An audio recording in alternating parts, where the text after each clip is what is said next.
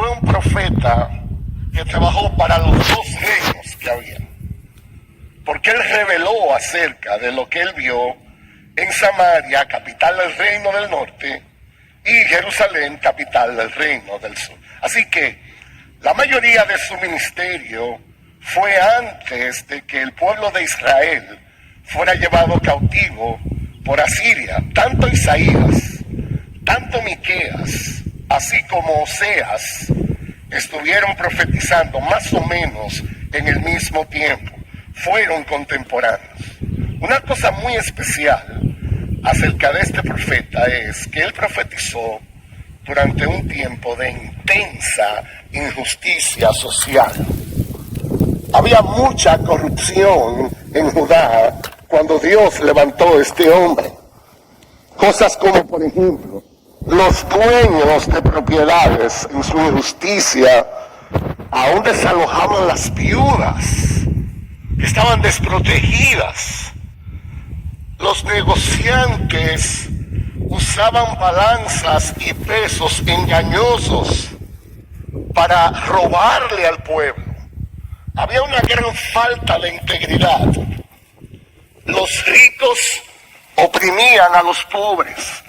Por tanto, la corrupción, la violencia, la crueldad crecía muy fuertemente aún a nivel de los príncipes. No solamente había problema fuera de la iglesia, también dentro de la iglesia. Los sacerdotes, los profetas ministraban por avaricia. Había intereses económicos envueltos allí. Y no solamente eso, los jueces que se suponía debían ministrar con justicia, ellos también juzgaban por sobornos. En otras palabras, el pecado había infiltrado todo segmento de la sociedad en aquel tiempo. ¿Por qué es necesario hablar de estas cosas? Bueno, es importante saber esto, porque cuando hacemos una comparación en lo que había y estaba sucediendo en aquel entonces con el mundo en que nos encontramos hoy, impresionantemente encontraremos que no hay mucha diferencia. No hay mucha diferencia. ¿Qué tanta corrupción había en el tiempo de Miqueas? Miren conmigo en Miqueas capítulo 7, un momentico, o escuchen el texto, voy a leer. Miqueas capítulo 1, verso 4. Ay de mí, porque soy como recogedores de frutos de verano, como los rebuscadores en la vendimia. No hay racimos de uva que comer, ni higo temprano que tanto deseo. Ha desaparecido el bondadoso de la tierra, y no hay ninguno recto entre los hombres. Desgraciadamente eso ocurre en mi país. Todos acechan para derramar sangre, unos a otros echan la red. Para el mal las dos manos son diestras. Imagínense esto. La idea es, cuando se trata de hacer alguna maldad, las dos manos, o una ilustración de decir, todas las habilidades posibles son muy diestras. Para el mal, el príncipe pide, también el juez, una recompensa. El grande habla de lo que desea su alma y juntos lo traman. El mejor de ellos es como un zarzal y el más recto como un seto de espinos.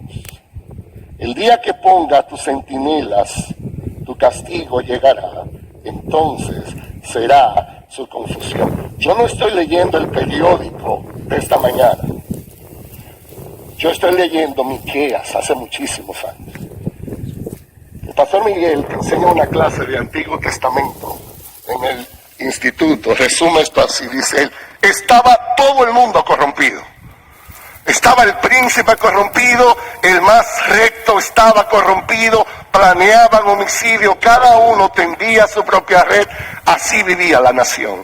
Termina la cita. Y en una situación como esta fue enviado el mensaje del profeta Miqueas.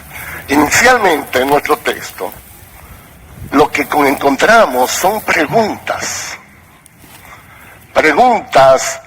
que están allí para despertar nuestras almas. Él dice, ¿con qué me presentaré ante Jehová y adoraré al Dios Altísimo?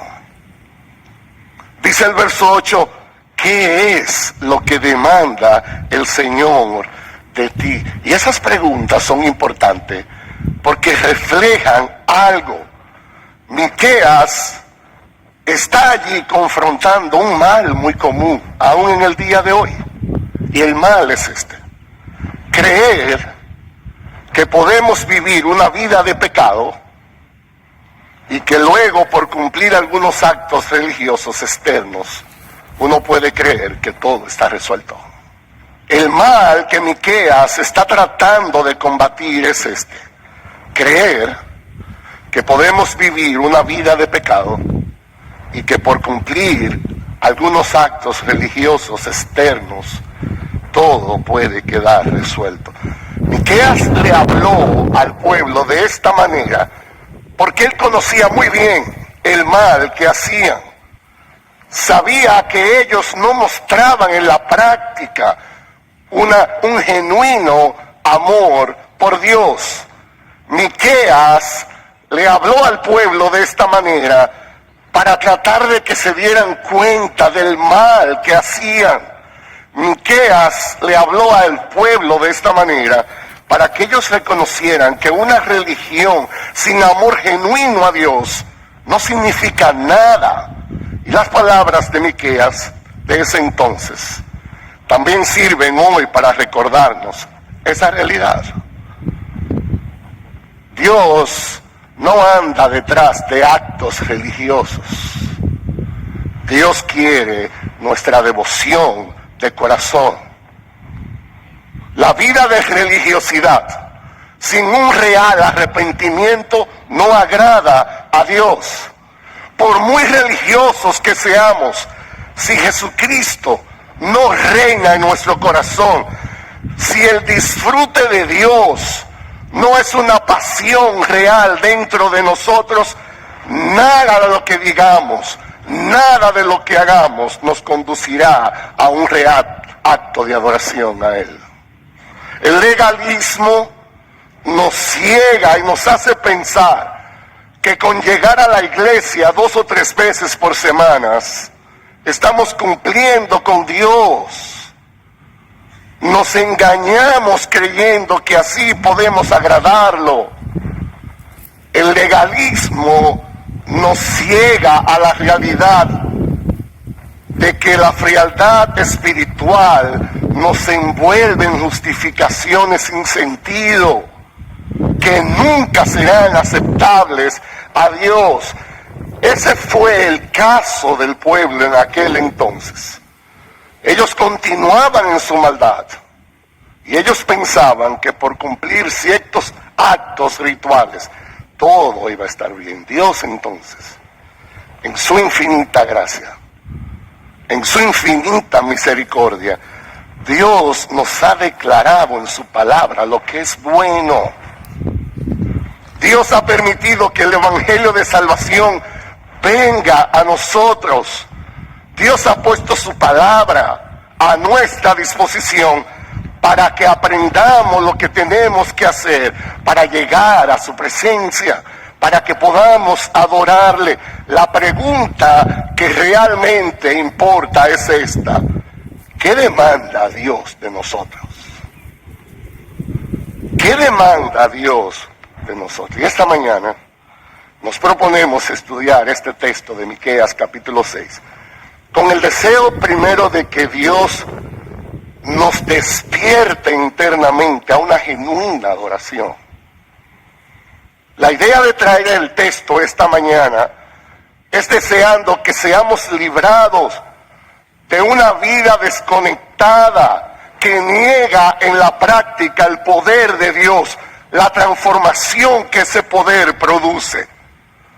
El deseo nuestro esta mañana, al compartir este texto, es que por su gracia, tanto individualmente como colectivamente, podamos vivir vidas que le agraden a Él.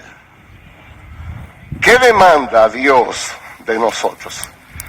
Y lo vamos a hacer de esta manera. Primero, considerando una pregunta que Miqueas hace para movernos a la reflexión. ¿Con qué me presentaré al Señor y postraré ante el Dios de lo alto? En segundo lugar, considerando una pregunta que nos mueve a la obediencia. ¿Qué es lo que demanda el Señor de ti? Y finalmente un punto de aplicación. Así que vamos a nuestra primera pregunta. Una pregunta para movernos a la reflexión. Para movernos a la reflexión. Dice él, ¿con qué me presentaré al Señor y me postraré ante el Dios de lo alto? Lo que encontramos primeramente es una pregunta. Algunas traducciones nos ayudan a entender la dimensión de esta pregunta. Una versión traduce este texto de esta manera: ¿cómo podré acercarme al Señor y postrarme ante el Dios Altísimo? Otra versión traduce este texto de esta manera: ¿con qué me presentaré a adorar al Señor, Dios de las alturas? Entonces, ¿qué es lo que Miqueas está preguntando? Bueno, en otras palabras, la idea es, ¿qué es lo que yo tengo que hacer para agradar a Dios?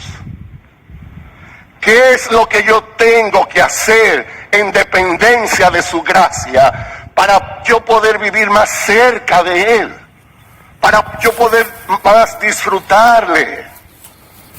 ¿Qué es lo que yo tengo que hacer para que mi vida sea un real acto de adoración? Esa pregunta es importante. Nosotros necesitamos saber lo que el otro desea para poder agradarle. Yo creo que eso es básico. Yo recuerdo una vez con mi esposa, mi morena, que yo viajaba por asuntos de negocio hace muchos años. Y en uno de esos viajes, yo me emocioné. Y entonces yo quise agradarla, le compré un regalo, yo estaba inspirado. El único problemita es que lo que yo hice violó la regla de las 3 Bs. Ni era bonito, ni era bueno, ni era barato. Y yo llegué emocionado, y ella me preguntó, ¿pero por qué tú no me preguntaste? Yo te hubiera dicho, y tú me hubieras agradado. Y Dios inspira al profeta y pregunta, ¿con qué es que yo me voy a presentar ante Jehová? ¿Qué es lo que debo de hacer para adorarle? Esa es la pregunta ahora. Vamos a ver, vamos a explorar posibles respuestas. El profeta reflexiona sobre estas posibilidades, levantando más preguntas. Dice el verso 6 en la segunda parte, me presentaré delante de él con holocaustos, con becerros de 1 año. Y obviamente son preguntas retóricas que él está usando para facilitar la reflexión. Luego dice, ¿se agrada el Señor de millares de carneros, de miríadas de ríos de aceite y aún más? ¿Ofreceré mi primogénito por mi rebeldía, el fruto de mis entrañas por el pecado de mi alma? Lo que encontramos es una exploración creciente de sacrificios externos que pudieran ser considerados en una obra de adoración, pero que al final todo llega a ser rechazado. Dice el primero, ofreceré holocaustos con becerro de 1 año. La primera pregunta se trata de un creyente fiel en el Antiguo Testamento trayendo ofrendas quemadas a Dios Yahvé con becerros de 1 año de edad. Y es una excelente propuesta. Si revisamos el Antiguo Testamento, sobre todo el libro de Levíticos, hay 7 capítulos dedicados exclusivamente a instrucciones detalladas en cuanto a la variedad de ofrendas que Dios requería de los israelitas en aquel entonces. Y la ofrenda quemada es la primera que se parece, lo cual sugiere que tiene una importancia especial. Déjeme decirle cuál era la idea en esa demanda. De esos becerros, el requisito era tomar un becerro varón, obviamente sin mancha. Y un becerro, en aquel entonces, se ofrecía como sacrificio al cumplir 7 días. Usted puede buscar de eso en Levíticos 22 en adelante. 7 días, impecable, ese becerro era sacrificado. Ahora, una persona que iba más allá de lo básico, de lo normal, no hacía eso, sino que cuidaba y alimentaba ese becerro, no por 7 días, sino por 1 año. Y luego de todo ese sacrificio de 1 año, entonces era sacrificado. Esta propuesta, un becerro de 1 año, era la mejor ofrenda que una persona dedicada en aquel tiempo podía ofrecer. La segunda que él presenta es millares de carneros, de miríadas de ríos de aceite. Y esta aumenta aún más los requisitos considerablemente. Un carnero era una oveja macho que constituía una ofrenda muy aceptable según Levíticos capítulo número 5. Por ejemplo, ¿recuerdan ustedes cuando a Abraham se le pidió que sacrificara a su hijo Isaac? Entonces el ángel, cuando vio su disposición de corazón, le dijo, no haga daño al muchacho. Y se proveyó un carnero, ahí está la idea. Ese carnero fue aceptado en lugar de su hijo Isaac. Si un carnero era más que aceptable, miles de carneros sería aún más comprometedor. Si el Señor se agrada con uno, claro que se agradaría aún más con miles de ellos. Y eso es lo que el profeta está tratando de reflexionar. Por el otro lado, miríadas de ríos de aceite. Hablamos de aceite de oliva. Era de uno de los productos básicos en la agricultura de Israel. Se hacía exprimiendo aceitunas maduras para extraer el aceite. Ese aceite tenía muchísimos usos. Se podía usar para cocinar, para lámparas, una variedad de funciones. Pero solo el extra, el virgen, el acabado de hacer, exprimido una sola vez, ese era el aceite que se usaba para el acto de adoración en el templo. Era exclusivo para funciones religiosas. La idea es, si el Señor se agradaba con la ofrenda de una pequeña cantidad de aceite, de seguro que estaría muy contento con un arroyo de aceite. Aún mejor, 10,000 arroyos de aceite. Y la idea aquí es, millares de carneros, 10,000 arroyos de aceite. Es una expresión hiperbólica del profeta. Es una exageración, ya que nadie podía hacer eso realmente. Lo que el profeta está tratando de ayudarnos a reflexionar es que aún en el mejor de los casos, esos sacrificios externos ya no tienen ninguna aplicación aquí a este nivel. Pero no solamente eso, él va aún más alto. Él dice, ¿qué tal el primogénito? Ofrecerlo por mi rebeldía, el fruto de mis entrañas. Esto aumenta aún más los límites. Los israelitas, ellos ya conocían el tema de los sacrificios de niños, porque era una práctica muy común en las tierras que ellos conquistaban, en los vecinos que ellos encontraban. Había mucha idolatría. La cuestión que se presenta aquí es, si una persona tendría que ir tan lejos como ofrecer su primogénito como un sacrificio humano, obviamente Dios condenaba esta práctica que algunos hacían. En Levítico capítulo 18, verso 21, dice, tampoco darás hijo tuyo para ofrecerlo a Moloc, el dios de los cananitas que habitaban en aquellas tierras, ni profanarás el nombre de tu Dios, yo soy el Señor. Entonces, con toda esta pregunta, lo que el profeta Miqueas nos ayuda a concluir en una profunda reflexión. ¿Qué voy a presentar a Dios? Si yo considerara los más grandes sacrificios externos posibles, ninguna de estas maneras será la manera correcta de agradarle. Dios no se va a complacer aún de los más grandes sacrificios externos.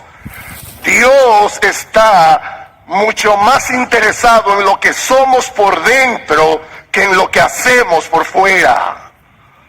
Dios está interesado en nuestro corazón. Entonces la pregunta es, ¿qué vamos a hacer? ¿Qué es lo que vamos a hacer?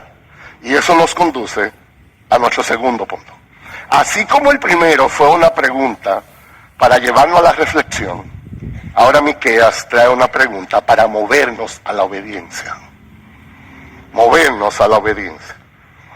Dice el verso 8, Él te ha declarado, oh hombre, lo que es bueno. ¿Y qué es lo que demanda el Señor de ti? Sino solo practicar la justicia, amar la misericordia y andar humildemente con tu Dios. Déjenme traer algunas observaciones antes de entrar en los detalles. Lo primero que dice es, Dios ha declarado lo que es bueno. Dios lo ha hecho. Si la misión nuestra es saber cómo agradar a Dios, entonces ya Él lo ha declarado. No necesitamos ponernos a inventar. Hay gente que dice, yo sé cómo complacer a mi Dios. Y usualmente ellos hablan de cosas muy raras, cosas muy personales. La pregunta no es si sabes cómo agradar a tu Dios. La pregunta es si tú sabes cómo agradar al Dios de la Biblia. Porque Dios ha declarado cómo Él quiere hacerlo. Hay gente que dice, yo tengo mi comunión con Dios. Yo no tengo que congregarme, porque Dios es un Dios universal. Y yo no le tengo que dar cuenta a nadie, ni esto es un asunto de hombre. Dios y yo nos entendemos. El problema es que Dios dice en su palabra, no dejando de congregarnos, como algunos tienen por costumbre. Entonces hay que preguntarle a Él. Necesitamos ir a su palabra. Una de las razones por la que yo amo la IBI es porque aquí hay hombres con convicciones de que necesitamos conocer a Dios como Él se revela en su palabra. Nosotros somos una iglesia del libro. Somos una iglesia de la Biblia. Nosotros no nos movemos inventando cosas.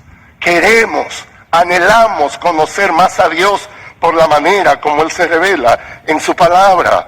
Nosotros creemos que la calidad del amor, de tu amor hacia alguien, es directamente proporcional a qué tan íntimamente tú lo conoces. Nosotros creemos que la calidad de tu amor hacia alguien es directamente proporcional a qué tanto tú lo conoces en la intimidad. Nosotros hablábamos en estos días de este hombre que va y habla de esta mujer que es el amor de su vida. Y es el amor, y que él descubrió el amor de su vida. Y que él quiere a esta mujer con todo el corazón. Y que es su vida, y que es su vida. Y uno de los presentes le preguntó, pero ¿cómo es ella? No, es que es el amor de mi vida. Sí, pero ¿qué? A ver, ¿cuál es el color favorito de ella? El tipo no sabía. Ok, ¿cuál es el día de su cumpleaños? No, él no sabía. ¿Qué comida le agrada más a ella? No, yo no sé. ¿Qué lugares a ella le gustaría visitar? Ese es el problema de algunos de nosotros. Eso sí lo sé. Aquí. Eso no tiene sentido. Si tú amas a alguien, lo primero que tiene que pasar es que tú lo conoces bien. Nuestro amor a Dios está íntimamente relacionado a que también lo conocemos. Y Él ha declarado lo que es bueno. La segunda observación en el texto es que Dios demanda algunas cosas como parte de nuestra fidelidad a Él. Dice la pregunta, ¿y qué es lo que demanda el Señor de ti? Esa palabra es vital. Dice demandar. Dios pide cosas. Dios espera cosas de nosotros. Eso conlleva responsabilidad. Una demanda de alguien es diferente a una invitación de cumpleaños. Es algo más serio. Dios demanda de nosotros. Nuestra relación con Dios está definida en entender esto. Dios es más sabio que nosotros. Dios es más grande que nosotros. Dios es quien gobierna, por tanto Él debe ser obedecido. Dios debe ser obedecido. Amén. Esto es lo que demanda Dios de ti. Los buenos hijos muestran su aprecio a sus padres en la manera como le obedecen. Porque los padres demandan ciertas cosas de sus hijos. Y así mismo Dios también. Y finalmente, 3 demandas de Dios a su pueblo. Y yo creo que este es realmente el contenido del sermón. Todo lo que hemos dicho hasta ahora fue la introducción. Este es el sermón realmente. 3 demandas de Dios a su pueblo. ¿Y qué es lo que demanda el Señor de ti?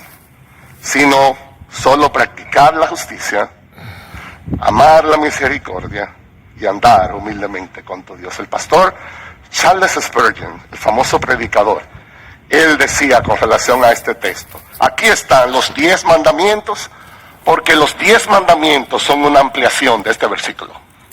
Está resumida la ley en cuanto a esto. Primero, Dios demanda de nosotros practicar la justicia. No es una opción. Dios lo demanda. Eso es vivir actuando hacia Dios y hacia los hombres de acuerdo a los estándares que Dios ha revelado en su palabra. El gran problema en aquel entonces, cuando Miqueas habló, era precisamente ese. Había mucha injusticia. Dios no estaba siendo honrado justamente. Los hombres no estaban siendo considerados justamente. Y Dios envió profetas para atacar esa realidad, porque Dios es justo y Dios quiere que le imitemos. Déjenme leerle un par de textos en el Antiguo Testamento de profetas que fueron enviados para eso. Zacarías capítulo 8. Zacarías capítulo 8. Verso 8 al 14 dice: entonces vino la palabra del Señor a Zacarías, diciendo: así ha dicho el Señor de los ejércitos, juicio verdadero juzgad, y misericordia y compasión practicad, cada uno con su hermano. No oprimáis a la viuda, al huérfano, al extranjero, ni al pobre, ni traméis mal en vuestros corazones uno contra otros. Pero ellos rehusaron no oír, endurecieron sus corazones como el diamante, para no oír la ley ni las palabras del Señor de los ejércitos, la palabra que Dios envió por medio de algunos profetas. Y vino gran enojo de parte del Señor, porque no habían querido escuchar. Y dice el verso 14: sino que los dispersé. Cubanos contra cubanos. Entre todas las naciones que no conocían, y la tierra fue desolada entre ellos. Doloroso. Dios no se agrada en la injusticia. Un poco más adelante, Zacarías capítulo 8, versos 16 y 17. Estas son las cosas que debéis hacer. Decid la verdad unos a otros, contra otros, ni améis el juramento falso, porque todas estas cosas son las que odio, declara el Señor. Eso no es una realidad del Antiguo Testamento. Jesús ilustró esta verdad muy claramente. Dice Lucas 6, 27: pero a vosotros lo que oís, os digo, amad a vuestros enemigos. Amén. Haced bien a los que aborrecen. Amén. Bendecid a los que maldicen. Amén. Orad por los que os vituperan. Y así como queréis que los hombres os hagan, haced con ellos de la misma manera. Es difícil, pero se puede. Entonces Dios demanda de nosotros justicia. Y porque Dios demanda practicar la justicia, Demanda justicia, nosotros debemos preferir su voluntad. aunque se desplomen los cielos. Nosotros debemos preferir la honestidad en vez del engaño. Nosotros abrazamos la fidelidad con todas sus consecuencias antes que la conveniencia. La crisis de esta generación se llama integridad. Yo le doy tanta gracia a Dios que inspiró al pastor La crisis en Cuba a escribir ese libro, Integridad y Sabiduría. Yo creo que todo creyente se llama integridad. debe vivir a la luz de esa realidad. El problema de esta generación se llama falta de integridad. La gente valora más lo que otros ven que lo que Dios ve. La gente valora más lo que otros dicen que lo que Dios dice. La gente valora más lo que otro puede darle que lo que Dios ya les ha dado. Amén. Nuestro compromiso es con Dios y por tanto tenemos que vivir para Él. Dios demanda que practiquemos la justicia. Pero no Y en contra de las injusticias, demanda amar la misericordia. aunque se desplomen los cielos. De nuevo, yo insisto, esto no es opcional. Esto no es una pregunta. No importa la consecuencia. Dios demanda amar la misericordia. Es interesante que el texto dice amar misericordia. Eso significa que hay una diferencia entre amar y la misericordia. Hay una diferencia. El amor, por un lado, puede ser aplicado a muchas cosas, pero la misericordia, bíblicamente hablando, solo puede ser aplicada a nuestro prójimo. Por ejemplo, usted usa la palabra amar para referirse al arte. Hay gente que ama el arte, otro ama el paisaje, otro ama la comida, otro ama el viajar. Pero usted no puede usar misericordia para eso. Amar misericordia es nada más y nada menos que amar al prójimo. La misericordia siempre está dirigida hacia el prójimo. Por eso es el segundo mandamiento. La misericordia encierra el perdón, la compasión, la consolación. Pero Miqueas, cuando desafió a este pueblo hablando de esto, él no quería dejarlo en titulares. Miqueas, inspirado por Dios, él ilustró muy bien cómo esa misericordia lucía en la práctica. Miren conmigo Miqueas capítulo 7. Él ilustró la misericordia con el carácter de Dios. Si son tan amables, busquen ahí conmigo Miqueas capítulo 7.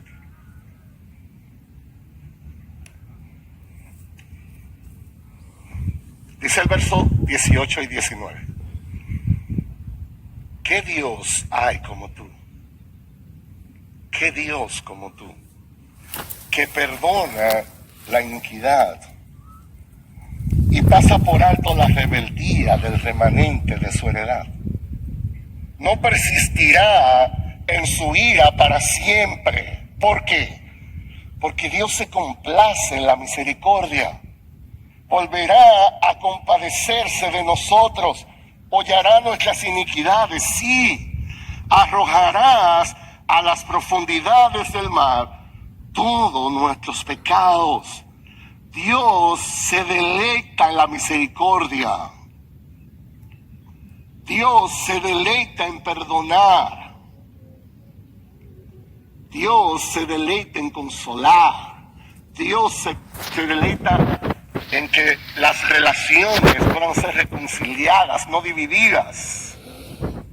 Dios no queda para siempre en su enojo, en su ira. Dios perdona, Dios olvida. La misericordia tiene ese poder. La misericordia tiene poder para sanar, tiene poder para restaurar. Tiene poder para fortalecer a los abatidos. Nuestro hermano ahorita daba testimonio de cómo la iglesia se involucró en una situación tan difícil para él. Y su palabra, la manera como le consolaban, tuvo un efecto. Pudo levantarlo, pudo fortalecerlo. Eso fortalece la comunión, la confianza entre el que da y el que recibe. Una de las cosas que está incluido aquí es nosotros debemos ser gente que seamos más prontos para perdonar. Porque Dios demanda que amemos la misericordia. Hoy es sábado 24 de febrero. Necesitamos aprender a mostrar más a Dios en eso. Nosotros somos especialistas para agrandar la ofensa. Fortaleciéndome espiritualmente. Y en vez de ver una oportunidad para glorificar a Dios mediante el perdón y la reconciliación, en cambio, a veces hasta disfrutamos el hecho de hacernos las víctimas. Eso es contrario a lo que Dios demanda. Y yo no sé, naturalmente, el orgullo no traiciona, todos lo vemos tan grande. Como me decía alguien, pastor, pero que usted no se imagina qué fue lo que me habló así, delante de la gente. Me ofendió a mí. ¿Y Pero qué? como 5 veces. Yo le dije, pero si fue a ti fue. Ah, no, hombre. ¿Y quién eres Yo tú? pensaba que era un problema que teníamos, porque si es a ti, ¿quién eres tú? Pero eso somos nosotros. Y Aprendan. Yo demando de ti que ames la misericordia. Y por causa de eso, Aprendan de la santa palabra. debemos ser gente que nos enfoquemos Todos los que están en el grupo. no en demandar.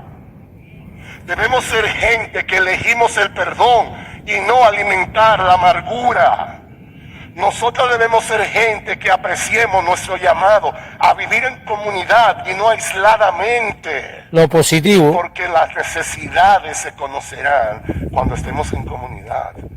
Nosotros debemos ser gente que ve en cada problema, no un problema, sino una oportunidad.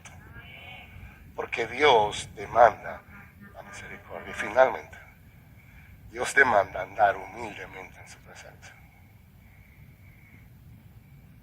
Este es el nivel más alto del carácter. Viene después de las otras 2 demandas anteriores. La humildad viene como un efecto de practicar la justicia y de amar la misericordia. Practicar la justicia. Una humillación que conlleva autonegación. Pero cuando Dios dice humíllate delante de mí, es todavía algo mucho más profundo. Al costo que sea necesaria. Humillarse delante de Dios implica vivir para obedecerle. Humillarse es negarse a uno mismo para hacer la voluntad de Dios. Dice Isaías 57:15, porque así dice el alto, así dice el sublime, que vive para siempre, cuyo nombre es santo, dice él. Yo habito en lo alto y santo, y también yo habito con el contrito, con el humilde de espíritu. ¿Para qué? Para vivificar el espíritu de los humildes, para vivificar el corazón de los contritos. Dios habita con ellos. ¿Saben qué es lo que nos pasa a nosotros? Que estamos tan llenos de nosotros mismos que no hay lugar para Dios descender y llenarnos. Y por eso somos débiles por dentro. Nosotros necesitamos una fortaleza que solo Dios puede dar. La vida tiene suficientes problemas, hay demasiados desafíos y retos en la fe. Necesitamos que Dios descienda, necesitamos que Dios habite con nosotros, necesitamos que se cumpla este texto de Isaías 57:15, yo haré vivificar el espíritu de ellos. Ese espíritu que está en nosotros necesita ser vivificado, necesita ser fortalecido. El único camino para eso se llama humildad. Dice Isaías 66, 1 al 2. Así dice el Señor: el cielo es mi trono, la tierra es el estrado de mis pies. ¿Dónde pues está la casa que podrías edificarme? ¿Dónde está el lugar de mi reposo? Todo esto lo hizo mi mano, y así todas estas cosas llegaron a ser, declara el Señor. Pero a este yo miraré, al que es humilde, al que es contrito de espíritu, aquel que tiembla ante mi palabra. Eso es humildad. Si Dios habla, nosotros callamos. Si Dios te manda, nosotros temblamos delante de Él. Esta es una generación que ha perdido la reverencia a Dios. Dios es demasiado glorioso. Y cuando Él nos habla, algo glorioso tiene que suceder en el corazón. Necesitamos cultivar la humildad, hermanos, necesitamos eso. La humillación destruye esa soberbia natural que hay en nosotros. Increíblemente la humildad fomenta esa comunión con Dios que todos necesitamos. Dios ha prometido no volverse atrás de hacernos el bien. La pregunta no es qué tanto yo creo en Dios, la pregunta es qué tanto yo le confío. Una confianza que me hace ser más humilde, porque reconozco que es el Rey soberano del universo. Dice Santiago capítulo 4, versos 8 y 9, acercaos a Dios, y Él se acercará a vosotros. Limpiad vuestras manos, pecadores, y vosotros de doble ánimo, purificad vuestros corazones. Afligíos, lamentad y llorad, que vuestra risa se torne en llanto y vuestro gozo en tristeza. Dios necesita de nosotros humildad. ¿Sabe un efecto de la humildad? Nos purificamos en nuestros corazones. Nosotros necesitamos cultivar una mayor comunión con Dios en lo privado. La verdadera humildad es disfrutar más la presencia de Dios. Es esa humildad que manifestamos cuando le escuchamos, cuando deseamos que Él nos hable. Esa es la humildad que nos mueve a hablarles nosotros a Él mediante la oración. Esa es la humildad que disfrutamos caminando más cerca de Él. Dice el Salmo 33, verso 20, nuestra alma espera al Señor. Él es nuestra ayuda. Él es nuestro escudo. Esa es la humildad que nos hace ser más agradecidos. Hermanos amados, necesitamos ser más agradecidos. Nos quejamos demasiado. Nos quejamos del gobierno, nos quejamos del calor, nos quejamos del tránsito, nos quejamos de los pastores de la iglesia, de los esposos, del esposo y todo el mundo. Cuando en realidad siempre hay sobradas razones para estar agradecidos de Dios. Dios nos ha dado más de lo que merecemos. Y la humildad nos ayudará a reconocer eso.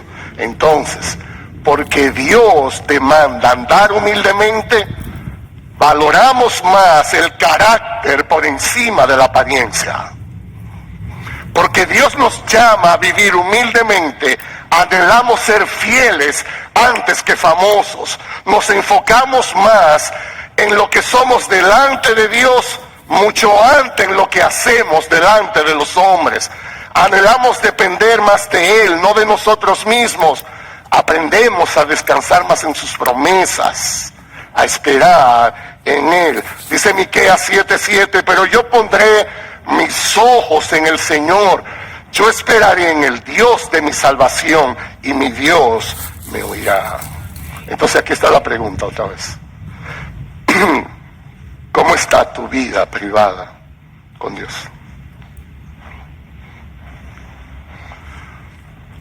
Yo les digo, Difícil. este llamado que Dios hace a algunos hombres para el ministerio, ser pastores, la única manera en que eso puede ser sostenible es si Dios es real para nosotros en lo privado. Ustedes no se imaginan las cosas que un pastor tiene que pasar. A veces acusaciones injustas.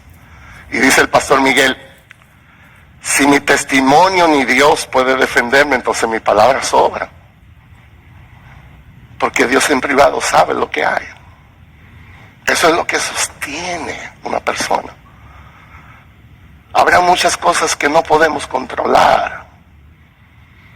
Lo único que realmente dará gozo al alma es lo que tú y Dios son en privado.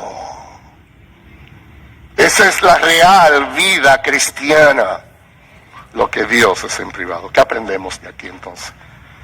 Amigo que estás aquí esta mañana, ¿cómo tú vas a cumplir esas demandas? Estas demandas de Dios solamente pueden ser suplidas si tú te presentas a Él a través de Jesucristo. Es imposible hacer eso en tus propias fuerzas. Tú no podrás agradar a Dios mientras estés viviendo a tu manera, sin tomar en cuenta a Dios. Tú necesitas que Jesús perdone tus pecados para que entonces puedas disfrutar la paz que viene de Él.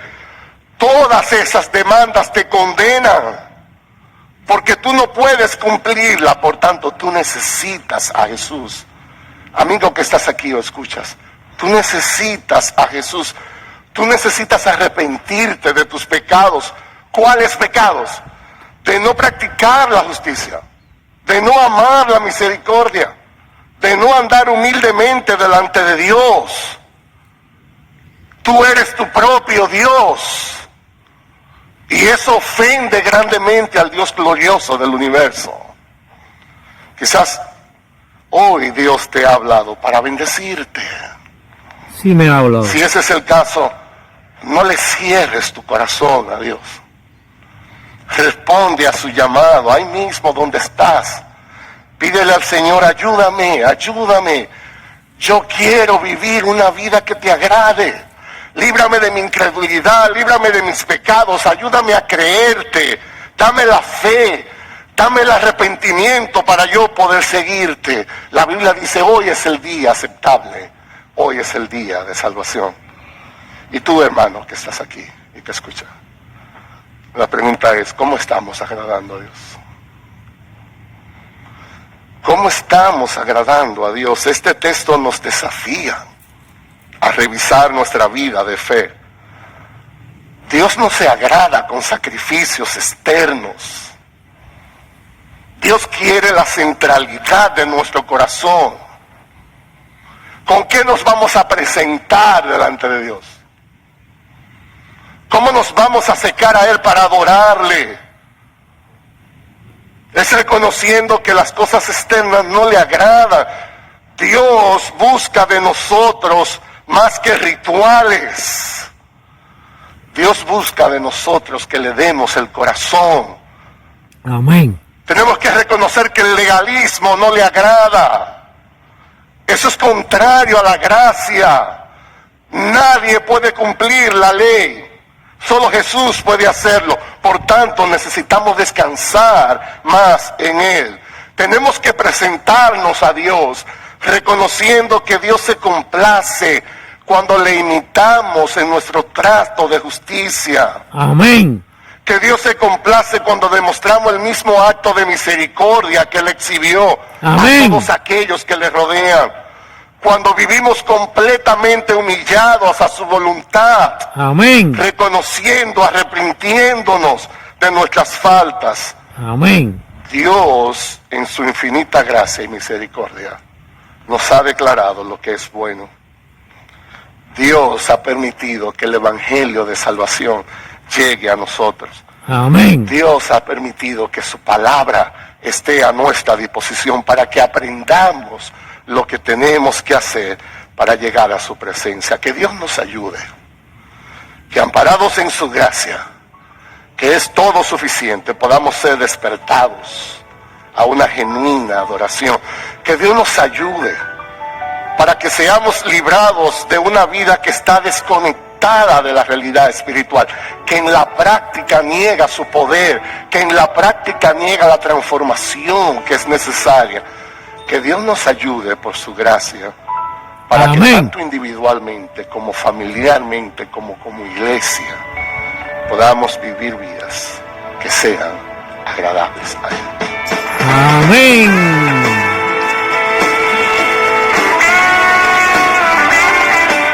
es una producción que llega hasta ustedes gracias a los aportes de individuos y empresas comprometidos con la defensa de la fe. Para más información, preguntas y comentarios, visite nuestra página de internet www.integridadysabiduría.org.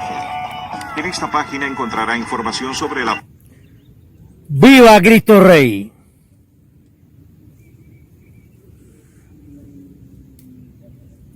Contra él nadie puede.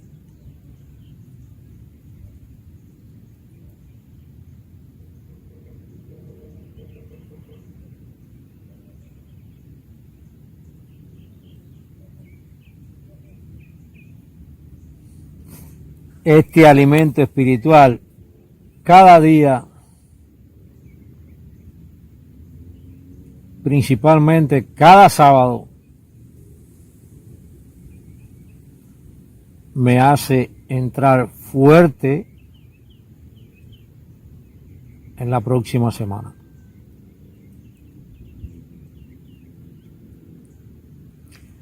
Se lo recomiendo a todos.